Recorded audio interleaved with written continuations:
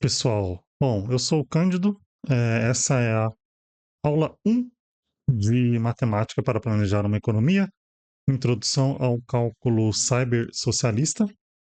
Então, essa é a aula de introdução, onde a gente vai falar um pouco sobre por que esse curso, né, gratuito, é, qual que é o objetivo, uma introdução sobre as matérias, etc., que a gente vai ver. Bom, a ideia desse curso nasce dessa apostila aqui da Cibicon. Cibicon é uma organização espanhola, então os seus integrantes são de língua espanhola, e eles fazem um trabalho na internet sobre socialismo, cálculo econômico, planejamento econômico, democracia, filosofia, mas eles têm uma pegada muito grande voltada para matemática, algoritmos, sobre como funciona uma economia socialista, ou como funcionaria uma economia socialista, tomando como base aí a experiência, né, da União Soviética, mas além disso, pegando tudo que a gente aprendeu com aquela experiência e pensando também na parte de evolução tecnológica, né, como é que hoje a gente tem computador, lá antigamente eles não tinham, etc. Né, o computador não havia sido inventado ainda, né? Então a ideia é basicamente um curso onde a gente vai falar sobre isso, sobre matemática, sobre algoritmos, e a gente vai ter uma introdução aqui sobre isso daí. Antes da gente começar, essa apostila aqui é gratuita, tá? Eu vou deixar o link aí para quem quiser dar uma olhada no site da Cibicon e baixar direto do site deles. Então, vou deixar o site deles na descrição, vou deixar o link para a página onde vocês podem olhar essa apostila. Eles fizeram em espanhol, português, inglês e russo. Então, tem 4 línguas aí, para quem quiser dar uma olhada, são 70 páginas, se não me engano. É muito bom o material deles. Eu vou mostrar aqui rapidinho, deixa eu ver se eu consigo botar aqui. Antes disso aqui, deixa eu botar aqui, ó, Civicon. Então, esse aqui é o site deles, ó. É um site em espanhol, você pode traduzir. Eu geralmente costumo botar a tradução do Edge, e é muito bom. Né? Eu gosto do Edge porque, inclusive, dá pra gente. Ele tem um leitor de site que é muito bom. Né? Então, às vezes, eu quero escutar em vez de ler, eu deixo no leitor do site pelo celular ou pelo computador. E é muito bom. Então, eles têm aqui artigos diversos, tá? Sobre. Olha lá, calma. Metodologia, planejamento, análise social, história do planejamento, programas de transição, filosofia democrática e artigos próprios.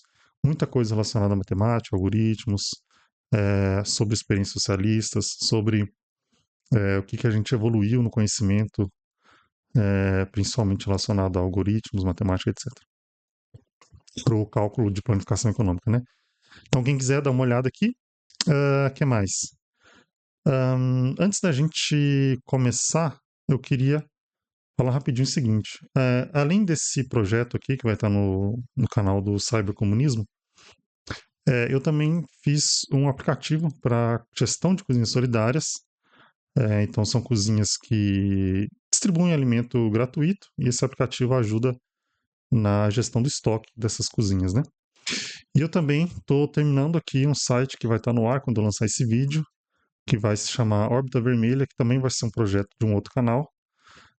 Nesse site aqui eu vou fazer muita coisa, tá? Mas para iniciar, eu coloquei uma página onde você pode procurar organizações de esquerda, nacionais ou por estado, que você queira poder conhecer, militar, ou enfim, só conhecer mesmo. Então tem partido político, movimentos sociais, movimento estudantil, sindicato, ONGs, etc. Então a ideia é dividir, por exemplo, movimentos sociais, né, MTST, MST, OSL, Núcleo de Tecnologia do MTST, as cozinhas solidárias do MTST, dividir por estado e tudo mais. E tenho aqui uma caixinha de recomendação, se vocês souberem alguma recomendação e quiserem encaminhar. Tem poucas opções por enquanto, mas conforme o pessoal for mandando, eu vou adicionando aqui.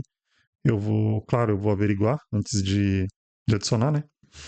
E aí eu vou adicionando aqui para a gente ter um catálogo aí de quem quer militar, quem quer conhecer, quem quer participar, ou quem quer às vezes colar junto pontualmente, porque sem organização a gente não vai conseguir chegar onde a gente quer. E para isso, para poder manter esses projetos, expandir, novamente, eu vou botar muita coisa nesse site, que vai ficar muito legal, para poder ter aí, né, esse curso que eu vou fazer aqui de graça. Não sei se nem. São 4 aulas que eu vou basicamente passar por cima da apostila da Civicon, né, para a gente poder dar uma olhada.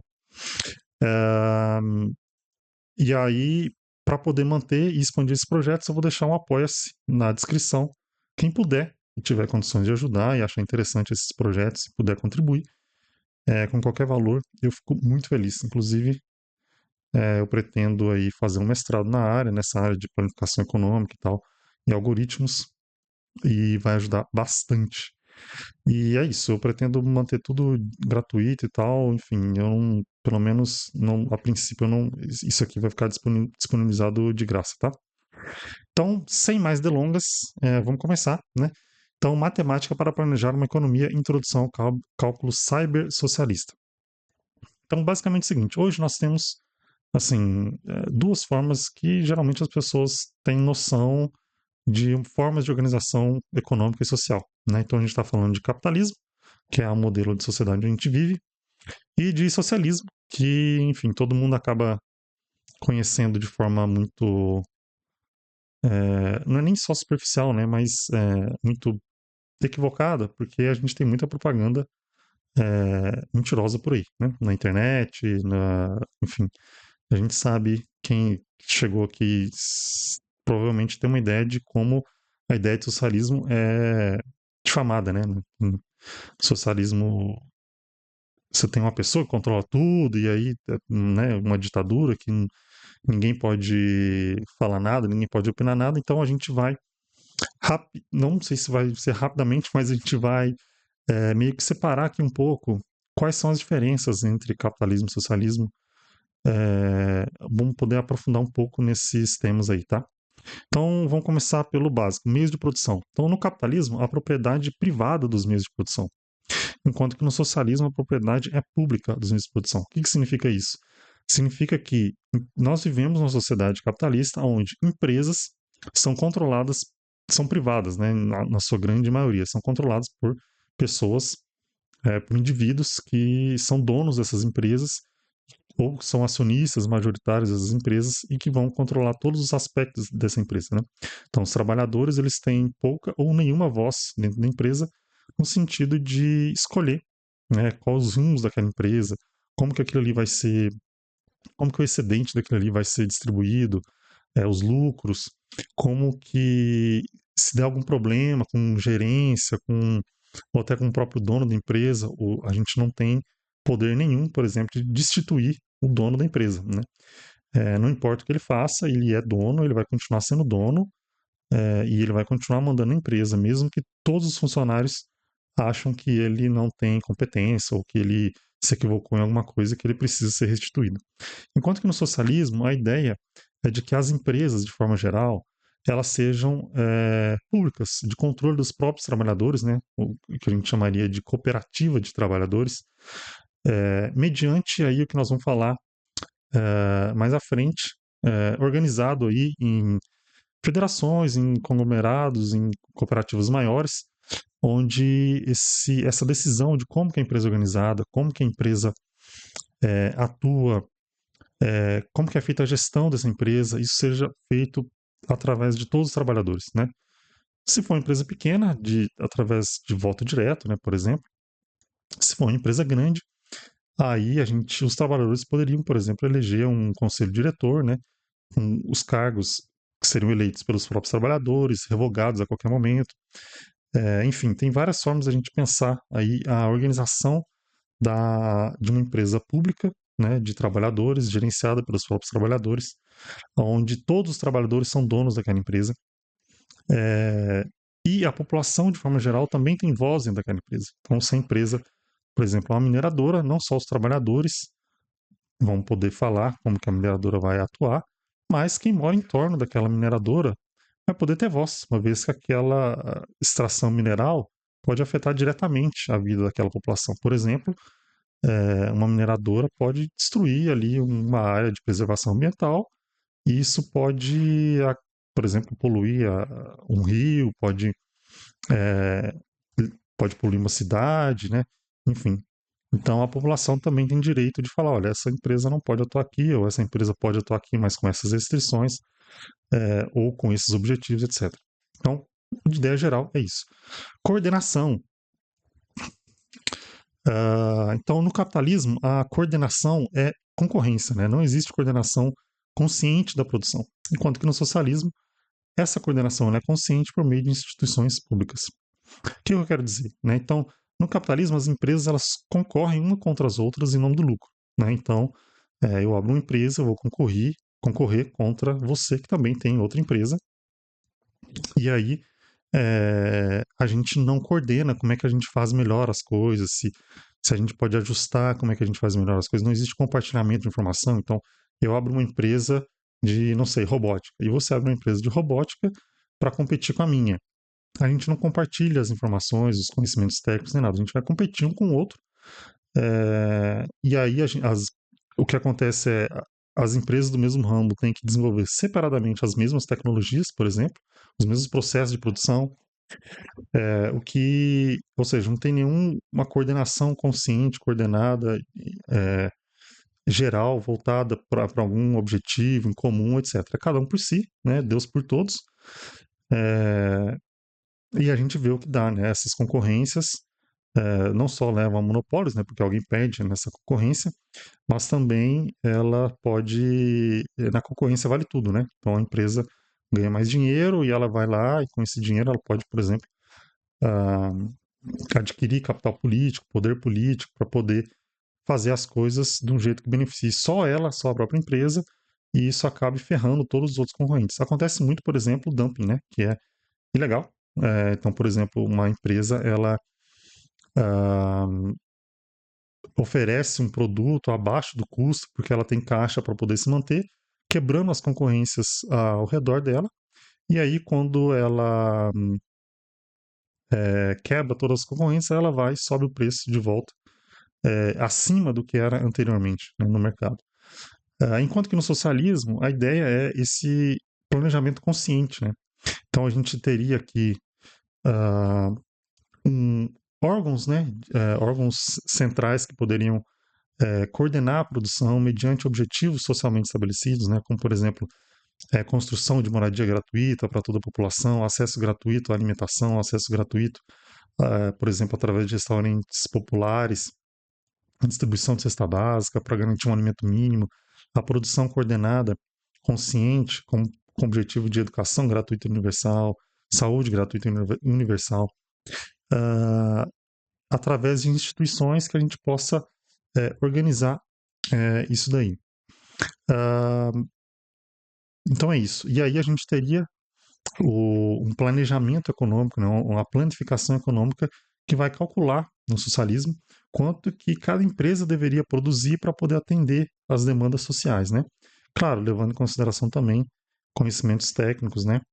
Então, além da população poder dizer o que vai ser feito, os técnicos das próprias empresas vão poder falar qual que é a melhor forma de se produzir, aonde, como se produzir aquilo ali. Mercado. No capitalismo, ele é uma generalização. A gente tem a generalização da forma mercadoria, enquanto que no socialismo a gente tem o fim da forma mercadoria. Como que funciona isso? Antes do capitalismo, pouco daquilo que se era produzido para venda, né? E lucro. A maior parte daquilo que era produzido para consumo próprio. Então, o que a gente tinha era uma forma de se organizar a vida e a produção das coisas que era muito voltada para uma ideia de subsistência, né? Então eu produzo a comida que eu próprio vou comer, minha própria família vai comer, ou minha própria comunidade vai comer. A mesma coisa, roupas, materiais de trabalho. Era uma coisa voltada para consumo e consumo próprio. Então não era voltado para venda. Só um excedente que acabava sendo voltado para venda. Então, com o surgimento do capitalismo, né, a gente tem a generalização da forma mercadoria. Então, cada vez mais coisas passam a ser tratadas como mercadoria com o objetivo de se vendê-las, né? De eu vender para obtenção de lucro. E no socialismo a ideia é o fim dessa forma de mercadoria, não vai acontecer do dia para a noite, obviamente, mas essa forma de se organizar ela vai acontecer de tal forma que as coisas deixem gradativamente deixando de ser mercadoria e vão passando a ser, mesmo que vendidas, elas não vão ter mais a função de lucro. Então, por exemplo, se a gente acaba com a ideia de moradia, né, de venda, né, então a gente, um exemplo bem simples, né, a gente estabelece uma empresa estatal ou empresas estatais, né, regionais de construção de moradia que vão construir e vão distribuir essa moradia gratuita, né, assim como era, por exemplo, na União Soviética, assim como ou era em Cuba até pouco tempo. Eu sei que eles houveram algumas mudanças aí, não sei como ficou nos últimos anos, mas acesso gratuito à moradia. Então, a moradia deixa de ser uma mercadoria, ou seja, ela deixa de ser produzida e vendida com a intenção de obter lucro para construtoras civis, por exemplo, e ela passa a ser, por exemplo, um serviço básico universal, onde as pessoas poderiam ter acesso de forma gratuita ou mesmo que ela pagasse ali um valor social, como por exemplo na União Soviética, pagava-se 2% relacionado ao seu salário, né? Então, por exemplo, se você ganhava R$ 3.000, vamos dizer assim, você pagaria ali R$ 60 de aluguel para o Estado, para você poder morar naquilo ali. Então, mesmo que você pague, o objetivo dessa produção da moradia, no caso, como a gente está usando como exemplo, não é o lucro, né, do Estado, da empresa estatal, ou mesmo de uma empresa de construção civil, mas seria atender a população. E aí a lógica do lucro ela meio que desaparece. Eu vou dar um exemplo aqui. Por exemplo, vamos supor, deixa eu diminuir aqui, meu mouse está um pouquinho ruim, mas vamos supor que a gente estamos no socialismo e aí a gente vai agora ter uma empresa de construção de trem, de metrô. E aí a gente definiu, por exemplo, vamos construir ali 1.000 é, 1.000 trens, né, para poder atender aí uma demanda, todo mundo poder viajar o Brasil inteiro agora a baixíssimo custo, ou até mesmo de forma gratuita para poder ir para a praia, visitar os parentes no interior, ir para o Nordeste, para o Norte, para o Sul, viajar, conhecer, turistar, trabalhar, etc. E aí, dentro desse planejamento, a gente tem, por exemplo, a empresa de construção desses metrôs, desses trens, e ela vai falar assim: olha, para construir 1.000 empresas de, de trens, eu preciso de, sei lá, 1 milhão de chapas de aço da siderúrgica. Aí a siderúrgica vai falar assim: para eu poder construir, para eu poder fabricar essas 1 milhão de chapas de aço com essas especificações diversas, etc., eu preciso de 10.000 toneladas de minério de ferro nessas especificações. Então, o que a gente tem aqui é o que aconteceria no socialismo é todo esse processo ele sai da ideia da lógica de lucro, da lógica de que trens e metrôs ou que os processos intermediários sejam feitos com o objetivo de se obter algum tipo de lucro dentro desse processo. Então, a, a empresa, a mineradora passaria a produzir esse minério e fornecer para a siderúrgica, e a siderúrgica passaria a produzir essas chapas de aço, ou essas chapas diversas, e fornecer para a indústria de trem, e não haveria entre elas nenhuma lógica relacionada a compra e venda com o objetivo de lucro, né? Então, seria como se os bens eu esqueci o nome agora, mas os bens de uso não é esse o nome, não é bens de serviço, qual que é o nome? Não sei se eu vou lembrar. Se eu lembrar, eu retorno. Mas esses insumos, né, entre uma e outra, seriam fornecidos como de forma gratuita e cada pessoa que trabalhou dentro desse processo vai receber ali um salário. Não seria salário, né, porque a gente vai falar mais para frente, é o fim do dinheiro. A gente teria tokens não transferíveis, mas as pessoas seriam remuneradas pelas suas horas de trabalho, pelas suas especificações, de acordo com cada nível de trabalho, de conhecimento que a pessoa tem também, mas esses insumos entre uma empresa e outra, seriam, não seria uma cobrança com objetivo de lucro, né? Teria uma contabilidade envolvida para a gente poder calcular, e é justamente o objetivo desse curso, que acabando a lógica do lucro, como é que a gente contabiliza essa ideia de produção, como é que a gente contabiliza quanto que cada empresa tem que produzir. Então, a gente pegou aqui 3 empresas. Então, num país tem milhares, milhões de empresas diferentes produzindo diversas coisas, diversos ramos e todas de forma intercalada. Então, como é que a gente calcula a produção de insumos, de bens finais, baseado nesses bens finais que a gente quer, com demandas que vêm da própria população, com demandas que vêm da própria sociedade, levando em consideração técnicos, etc., que pudessem pensar, né, nas melhores formas de se como produzir, onde produzir, etc. Então, essa matemática que nós vamos dar uma olhada aqui, esses algoritmos, como é que funciona a produção desses algoritmos, que nós vamos dar uma olhada aqui da produção, redistribuição de insumos para bens finais, né? Não nessa aula, né? Essa aula é uma introdução para a gente dar uma olhada, mas nas aulas mais para frente a gente vai ver isso aí. Então, voltando aqui, uh, tá. Então, mercado. Então, o objetivo, né? No capitalismo é o lucro privado. Então, as empresas competem em forma de lucro e aí o dono, né? Principalmente os grandes capitalistas, né? 1% mais ricos, bilionários, que não trabalham, inclusive, porque vivem só geralmente são acionistas majoritários das grandes empresas, não tem nenhum conhecimento técnico de como que aquela empresa se opera, mas por ser acionista majoritário, fica ali com os lucros e dividendos daquela empresa. Enquanto que no socialismo, some-se a ideia de lucro, né? As empresas são cooperativas de trabalhadores organizados em federações para poder organizar essa produção através de um planejamento que vai definir quanto que cada empresa tem que produzir, aonde, como, para a gente poder ter o melhor aproveito dessas técnicas. Ou seja, de objetivos são necessidades sociais, né? O que, que a gente quer? A gente quer moradia de graça, a gente quer saúde de graça para todo mundo, a gente quer educação de graça para todo mundo, a gente quer alimentação, acesso à água potável. No Brasil, a gente tem quase metade da população sem acesso ao saneamento básico, por exemplo. Então, um Brasil socialista significaria todo mundo ter acesso ao saneamento básico, todo mundo ter acesso à comida. A gente tem, acho que, se não me engano, quase 10 milhões de pessoas na miséria, dezenas de milhões em segurança alimentar, mesmo a gente produzindo comida suficiente para todo mundo. Então, as necessidades sociais, né? Inclusive, qual que é o valor que a gente vai cobrar disso daí, também está na ideia da matemática e dos algoritmos para a planificação econômica, né? Problemas climáticos. Então, dentro do capitalismo, os problemas climáticos é a causa e é impossível de ser resolvidos, né? Enquanto que no socialismo a produção é pensada na harmonia entre ser humano e natureza.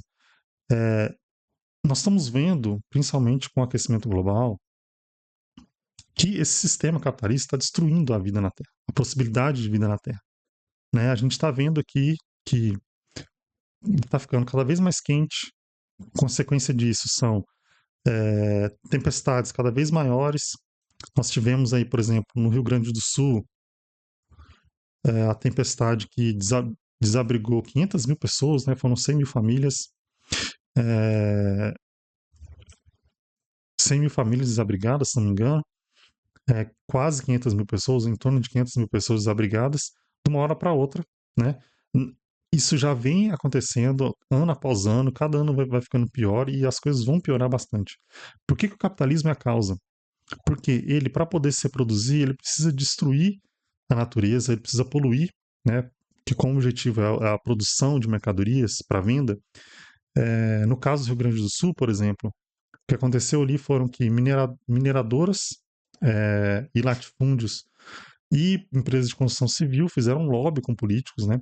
Para poder flexibilizar leis ambientais. E essas leis ambientais flexibilizadas puderam fazer com que essas mineradoras, esses latifúndios, pudessem avançar na construção de áreas que protegiam a cidade dessas enxurradas, e a construção civil avançou em áreas que não poderiam ser construídas justamente por causa dos riscos de alagamento. Então, aqui a gente vê um problema muito grave do capitalismo, que é do poder político. O capitalista ele tem muito mais poder político do que a população de forma geral. E ele precisa fazer isso. Como é um sistema baseado em competição, em lucro, o capitalismo ele precisa buscar cada vez mais formas de se valorizar, de poder vender cada vez mais.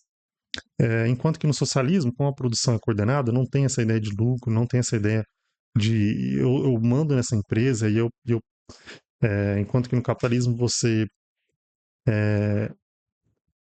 para vencer a competição, você vai cada vez mais é, fazendo lobby, fazendo não é conglomerados que chama, cartéis para poder ter ganhos cada vez maiores, né? Então não tem como a gente resolver o problema climático no capitalismo, justamente porque como o objetivo dele é o lucro, e ele não pode, por exemplo, a gente está tendo aqui aumento da poluição, né? Esses anos. E é justamente esse CH2 que é liberado na atmosfera que faz o efeito estufa que, consequência, a gente tem um aumento da temperatura média global. Nós estamos agora em 1,5 graus acima da era pré-industrial, e esse aumento de temperatura ele causa a destruição, ou ele causa esse aumento no número de tempestades. Nós tivemos aqui tempestades por furacões, né? Eu peguei algumas imagens separadas, então isso aqui é de furacões nos Estados Unidos, essas duas aqui. Nós temos incêndios aqui nos Estados Unidos, no Brasil a gente teve bastante também, principalmente porque os grandes latifundiários, eles, como é mais barato queimar floresta para poder avançar na plantação de soja, cana-de-açúcar ou de gado, então eles acabam destruindo florestas por uma necessidade do capital, que é a necessidade do lucro. Veja, eu estou competindo com você. Quem lucra mais vence a competição. Então, se eu precisar destruir a natureza para poder vencer essa competição, eu vou destruir. Se eu não fizer isso, o outro vai acabar fazendo isso e ele vai então vencer essa competição.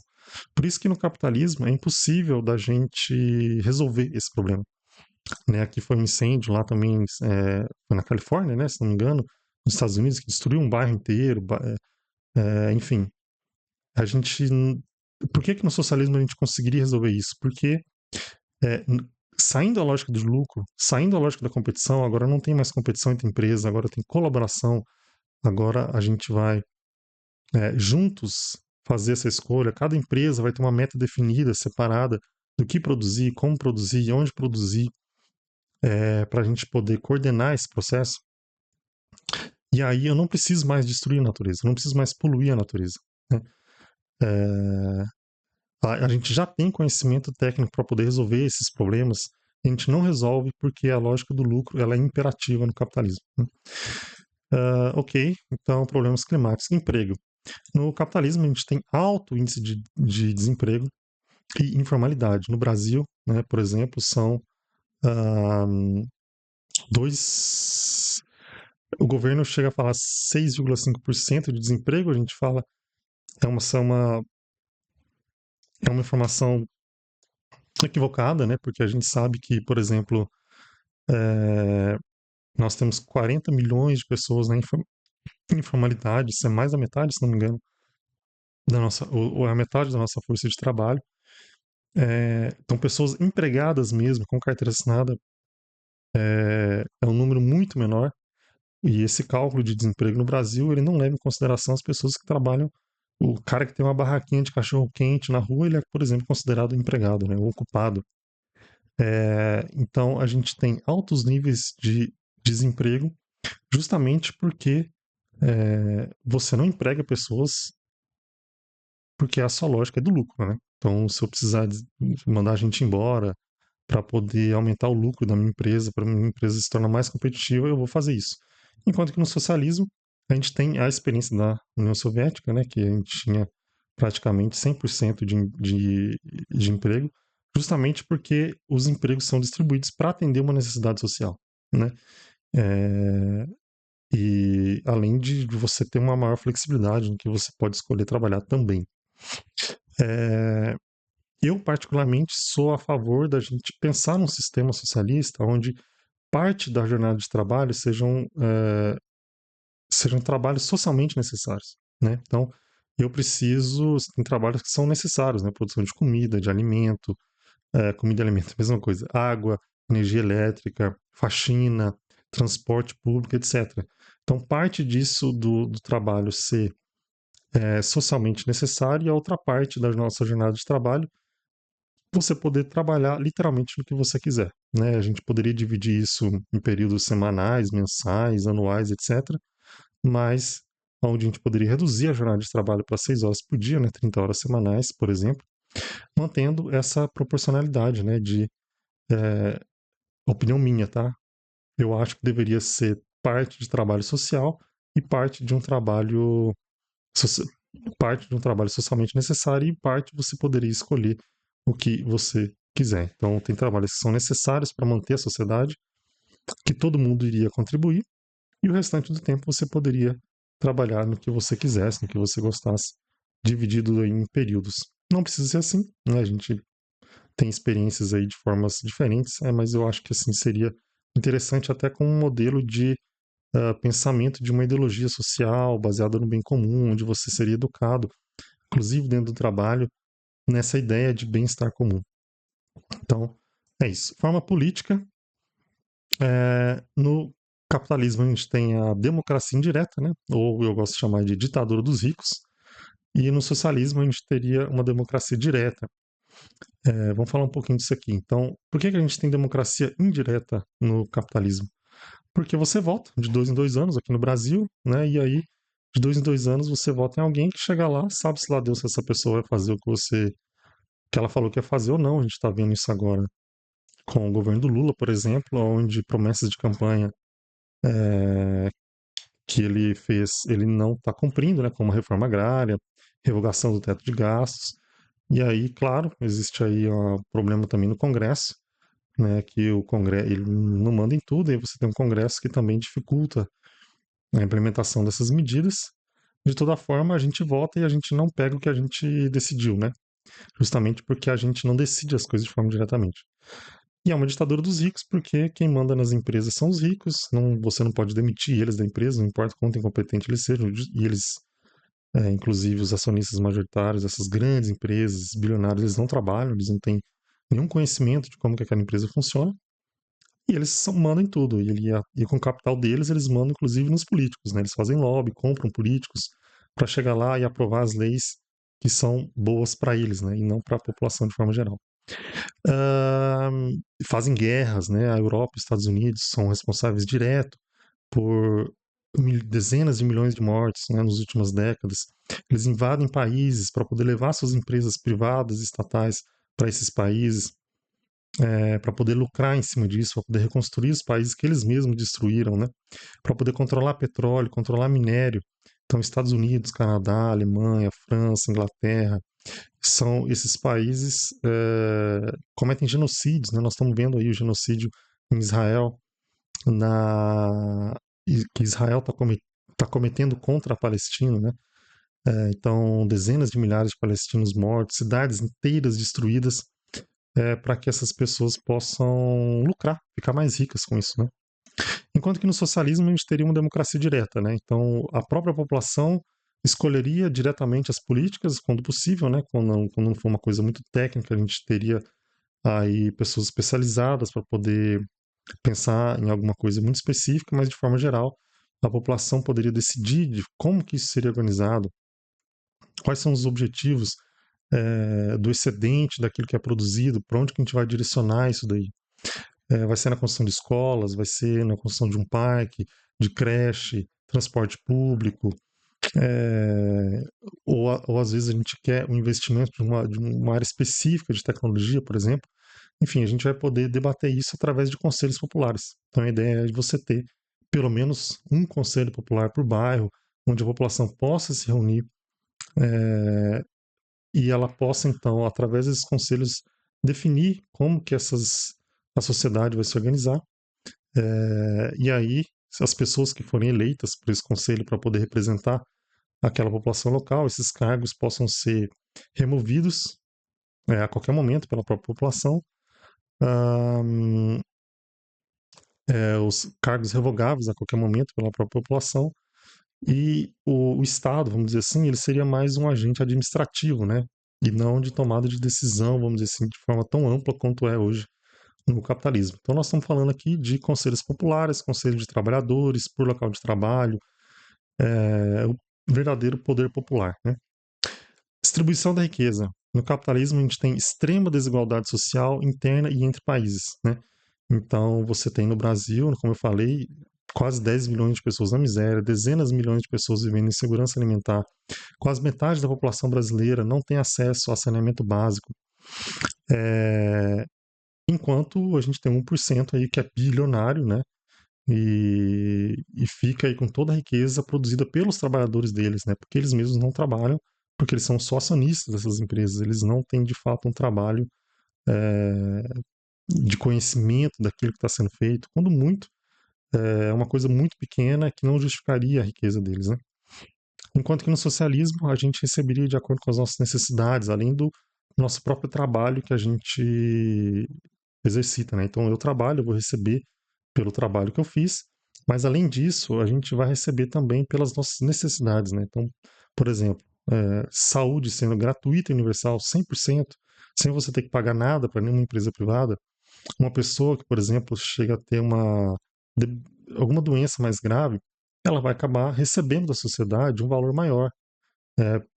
Como aquele serviço de saúde ele é gratuito, aquele tratamento exigiria uma riqueza social, vamos dizer assim, maior, ou seja, essa pessoa estaria recebendo um valor social dessa riqueza, distribuição de riqueza um pouquinho maior do que alguém que não está doente ou que não costuma ficar doente. É a mesma coisa, por exemplo, educação. Uma pessoa que cursa, não sei, engenharia de foguetes, por exemplo, demandaria pelo curso ser gratuito, esse curso ele tem um custo maior social do que alguém que faz um curso uh, que não demanda um laboratório, por exemplo, de foguete, né? Então essa distribuição da riqueza seria além do trabalho individual de cada um, também de acordo com a necessidade de cada um. Produção. No capitalismo a gente tem superprodução, desperdício, né? Então a gente tem aquelas montanhas de roupas, por exemplo, no deserto do Atacama, se não me engano, enfim, não só ali, né, mas em diversos lugares do mundo, a gente produz muito mais do que a gente necessita, a gente produz 30% a mais da comida que a gente precisa, e mesmo assim, milhões de pessoas morrem de fome por ano, porque essa produção ela não é pensada para ser distribuída para atender as necessidades, mas sim para atender os lucros dessas pessoas que estão no topo, enquanto que no socialismo produz o necessário e redistribui aquilo que é necessário para cada um, né? Comida, saúde, transporte, tecnologia, etc. Corrupção. É intrínseca.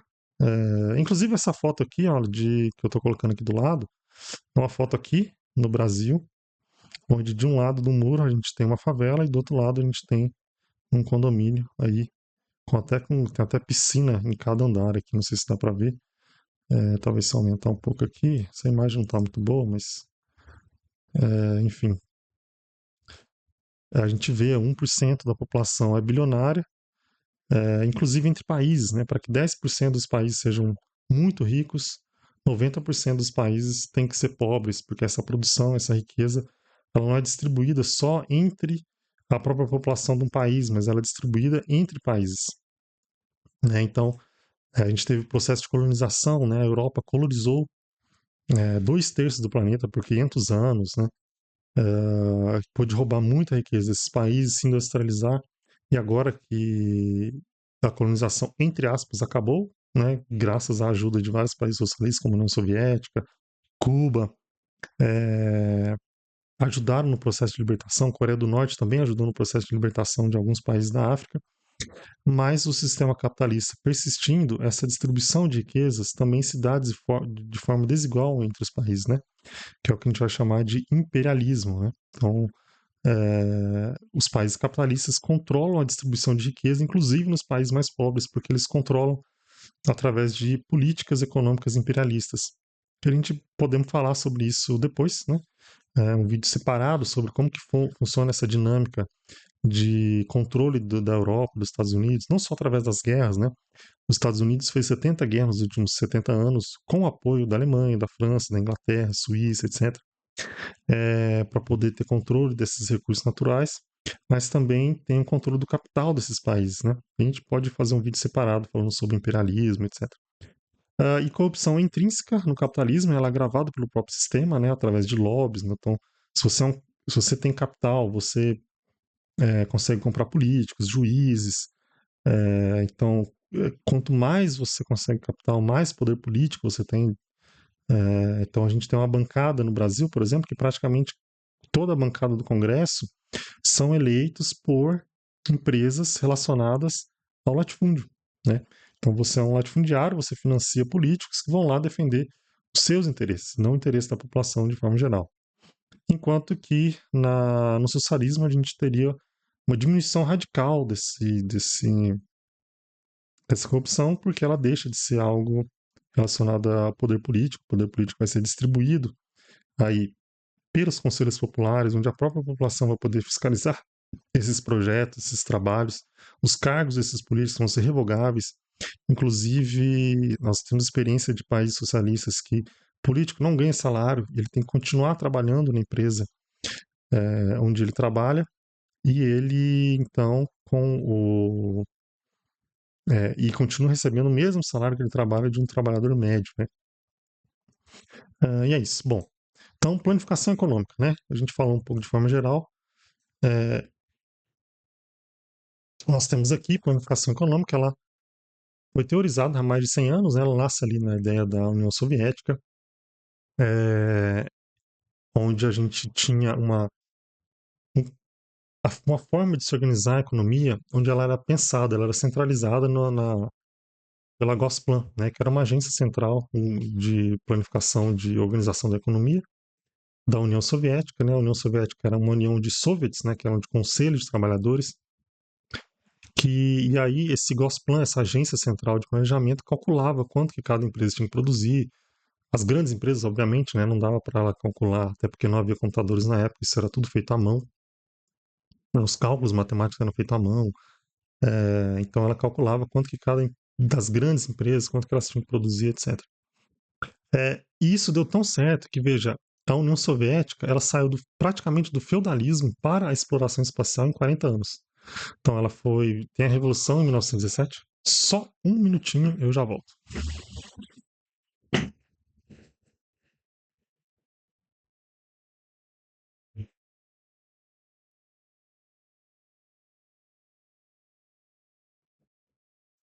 Voltei.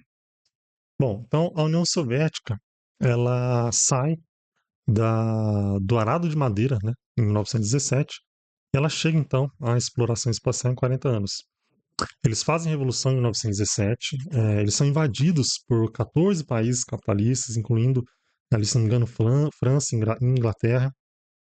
É totalmente destruído, e depois, na Segunda Guerra Mundial, eles são invadidos de novo pela Alemanha, são totalmente destruídos de novo, e mesmo assim, eles são o primeiro país a colocar um satélite no espaço. Então, eles eletrificaram todo o país, eles garantiam moradia gratuita para mais de 80% da população, né, através desses aluguéis. Então, o Estado ele produzia moradia, né, principalmente apartamentos, e oferecia esses apartamentos com aluguel social, que era em torno de 2% do salário, como eu falei anteriormente. Então, a gente tinha ali uma ideia de se pagava ali o que seria equivalente a hoje, se você ganhasse 3 mil reais, 60 reais de aluguel. O trabalho ele era garantido, né? A gente tinha ali uma forma de se organizar o planejamento do trabalho que garantisse trabalho para todo mundo. Havia saúde gratuita e universal para todo mundo, né? Chegou inclusive a ser o país com mais médicos por habitante. Teve industrialização de todo o país, né? Como dizia, ele saiu praticamente de um feudalismo para industrializar o país inteiro. Chegou inclusive a ser a segunda maior economia do mundo, atrás só dos Estados Unidos. Então, essa planificação econômica, essa forma de organizar a economia, teve um grande efeito, né, na primeira experiência socialista que nós tivemos. Depois a gente teve outros exemplos, né? Nós temos Cuba, que chegou a fazer também um processo de planificação econômica. Eu não sei exatamente como é organizado hoje a economia de Cuba, mas eu posso depois procurar e poder trazer para cá. Nós tivemos também a experiência do Chile com Salvador Allende, lá em 1970, se não me engano. Ele foi o primeiro presidente socialista eleito e ele ficou, né, 3 anos no poder até que teve o golpe de Estado, né, financiado pelos Estados Unidos, né, onde teve o assassinato ali do Salvador Allende. E eles tentaram fazer uma forma de organização econômica que fosse meio que um misto de onde havia um pouco mais de liberdade para algumas empresas poderem agir entre si, né, mas ainda que havia uma coordenação, uh, uma coordenação geral, né, do país. Infelizmente o projeto não foi para frente, né, por causa da ditadura do Pinochet. Salvador Allende foi assassinado, se não me engano, na casa presidencial, bombardeado, etc. E aí teve, acho que uma das piores ditaduras da América Latina, né? Cuba, ainda falando um pouquinho, eles conseguiram aí, nesse processo de socialização dos meios de produção, educação gratuita e universal, saúde gratuita e universal. Inclusive, durante a pandemia, eles produziram, acho que 3 ou 5 vacinas, alguma coisa assim, para Covid, enquanto que outros países não produziram nenhuma, né? É, Cuba tem vários problemas, né? Cuba é uma ilha, sofre um embargo econômico, tem várias dificuldades econômicas por causa disso. Não tem acesso a recursos naturais abundantes, de forma que ela pudesse se manter e se industrializar, etc. Então, ela demanda muita coisa de fora e com o embargo econômico acaba sofrendo bastante, sobrevivendo aí muito com o turismo, né? Enfim, tem algumas dificuldades aí que a gente pode trazer depois. Nós temos hoje também a experiência chinesa, que é uma disputa aí, né? Alguns dizem que ela é capitalista, alguns dizem que ela é socialista. Eu acho que ele se define muito bem, eles chamam de socialismo com características chinesas. Uh, em Cuba existe um grande setor estatal que controla, direciona a maior parte da economia com planificação econômica dentro, com planificação econômica dentro dessas empresas estatais. Então, esses mesmos cálculos matemáticos e algoritmos que a gente vai estudar aqui, eles são aplicados ali dentro do setor estatal chinês. E isso permitiu, né, à China um grande desenvolvimento. Eles também têm conselhos populares, onde a própria população organiza a produção. Uh, eles organizam, inclusive, a parte política, jurídica das suas localidades, né? Existe uma disputa, na verdade, muito grande também com o setor privado. Hoje, o Partido Comunista Chinês, ele obriga que grandes empresas, não todas, né, mas grandes empresas tenham alguém do membro do Partido Comunista no corpo diretor da empresa, para ter certeza que aquela empresa está direcionada com objetivos centrais, né? Então a China tem um planejamento de 100 anos que eles fizeram ali pós-revolução de 49, e eles têm planos quinquenais de produção, assim como a União Soviética também tinha. Então são planos de 5 em 5 anos, que são objetivos de 5 em 5 anos para atingir uma meta que eles botaram de 100 anos, né? Então o Estado chinês, inclusive, tem a Golden Share, que a gente chama, essas grandes empresas privadas, que faz com que o Estado seja, então, ele de fato mande nessas grandes empresas, podendo inclusive mudar uh, o objetivo dessas empresas para poder atingir o objetivo do planejamento central, né? A gente viu então um crescimento muito grande da China por causa disso, né? Por causa desse planejamento central, ainda que seja um pouco diferente daquilo que o que eu almejo pelo menos como ideia de socialismo, de organização econômica e social, sem sombra de dúvidas, ali a gente teve um avanço muito bom, muito importante. Deixa eu dar uma olhada aqui. Tem problemas na planificação? Sim, né, especialmente na União Soviética. Esses cálculos eram feitos à mão, literalmente, não tinha computador, né? Quando ela foi dissolvida, a gente estava começando a ter os primeiros computadores, etc. Depois eu vou fazer alguns vídeos contando a história, um pouco da planificação econômica, a gente vai ver aí mais específico isso daí. Mas eles tinham outros problemas, que era, por exemplo, o critério subjetivos para a precificação, como mais básico, mais barato, mais supérfluo, mais caro, etc., levando ao desabastecimento e desajustes na contabilidade. É, então, a gente vai poder pensar com essas aulas critérios de contabilidade. Inclusive, vai ter um outro curso que eu vou montar, que é de um outro material ah, alemão sobre planificação econômica, sobre organização econômica, ah, a gente vai poder falar um pouco mais sobre esse aspecto da contabilidade de cada empresa, etc. Mas, a princípio, eles também tinham um problema o planejamento ele não partia da demanda da sociedade, mas de metas de produção que resultavam em desperdício e sobrecarga. Então, em vez de você ter um sistema de feedback que pudesse pensar como que a gente vai, quanto que a gente tem que produzir, quanto que está sendo demandado da sociedade, esses setores,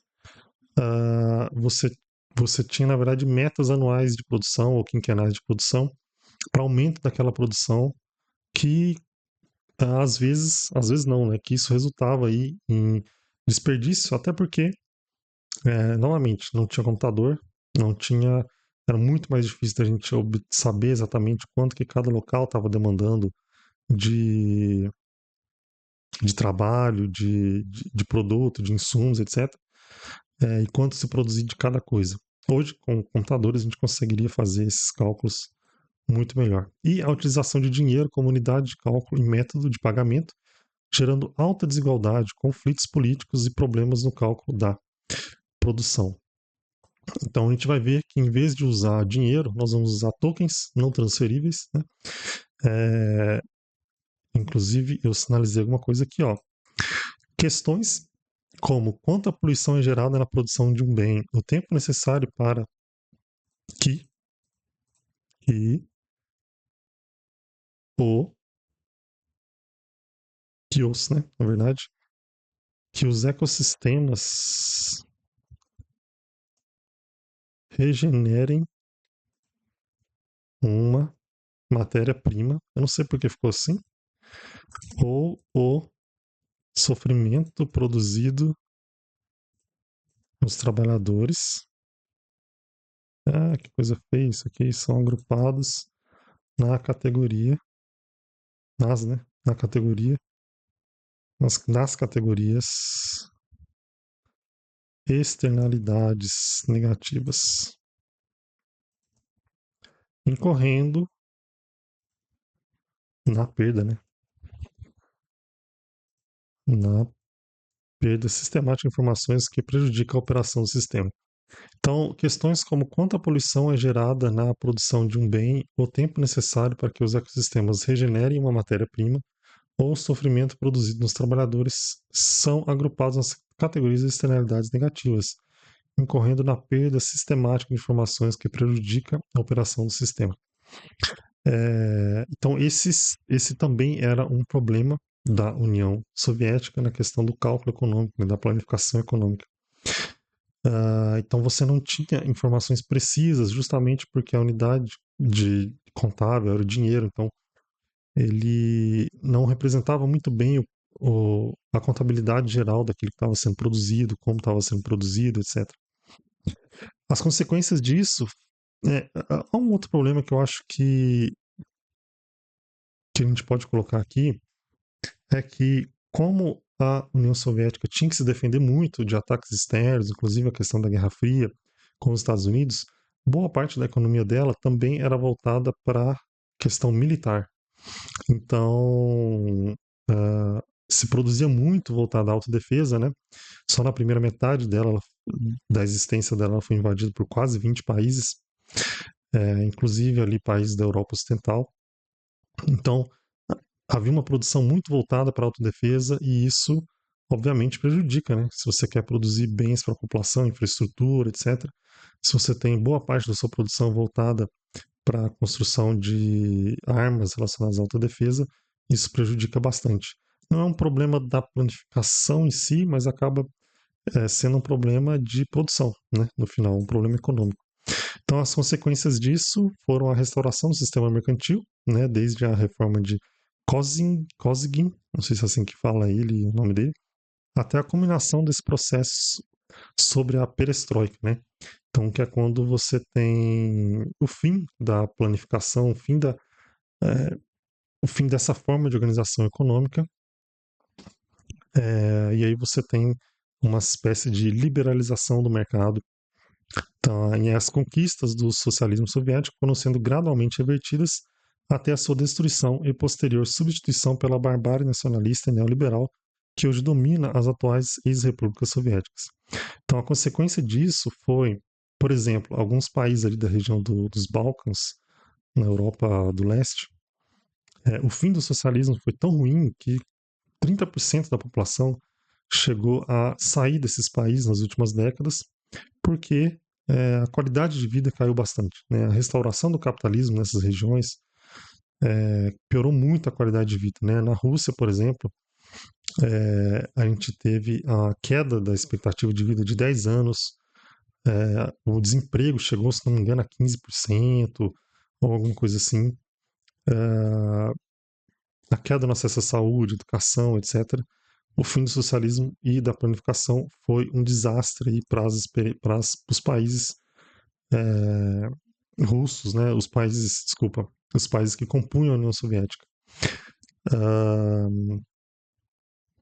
É isso e hoje. Dá para planificar? Então, a gente tem inovações tecnológicas como computadores, indústria 4.0, que pode conectar as empresas. A gente pode ter essa informação em tempo real de quanto está sendo produzido ali, quais são as condições dessa produção. A gente tem a evolução no conhecimento de soluções matemáticas e algoritmos de planificação, que é o que a gente vai dar uma olhada, o foco nesse curso. Propostas de pilares como contabilidade e unidades físicas integradas em algum sistema de deliberação política com critérios multidimensionais, como recomendações científicas e valores éticos. Ou seja, você poder escutar a população para saber o que ela demanda e você poder, através disso, contar no sentido de contabilizar como é que a gente vai produzir isso daí, quanto que a gente tem que produzir de cada coisa, de cada bem de consumo, de cada insumo entre as empresas. Então, esse curso ele vai abordar 3 tópicos: cálculo matricial, otimização, programação linear, complexidade computacional. E ele visa solucionar, então, o problema logístico, né? Como garantir que seja produzido exatamente aquilo que se demanda, exatamente aquilo que se demanda, né? Então, claro, com uma margem aí para a gente poder manter em estoque, para a gente poder ter uma ideia de quanto que aquilo está sendo demandado. Desenvolvimento, como atualizar a nossa produção em relação às situações sociais e tecnológicas em transformação.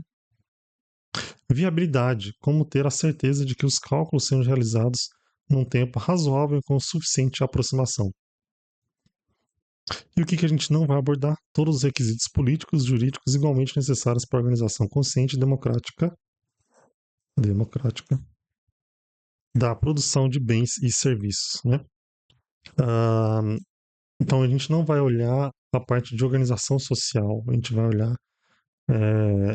a parte de mais, não sei dizer, não sei se prática é o que a gente chamaria, mas a parte de a gente falar sobre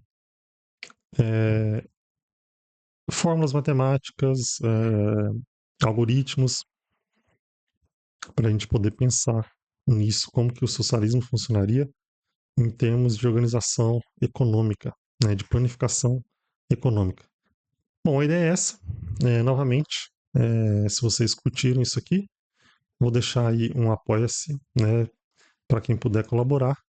Fala aí, né, se ficou alguma dúvida, etc., deixa nos comentários e a gente vai trocando ideia aí. Posso depois ir elaborando outros vídeos de acordo com as dúvidas que vocês foram deixando aí nos comentários. Eu posso transformar isso aqui em lives também, pra gente poder ir trocando ideia conforme a gente for organizando isso aqui. Beleza? Valeu, falou e até a próxima.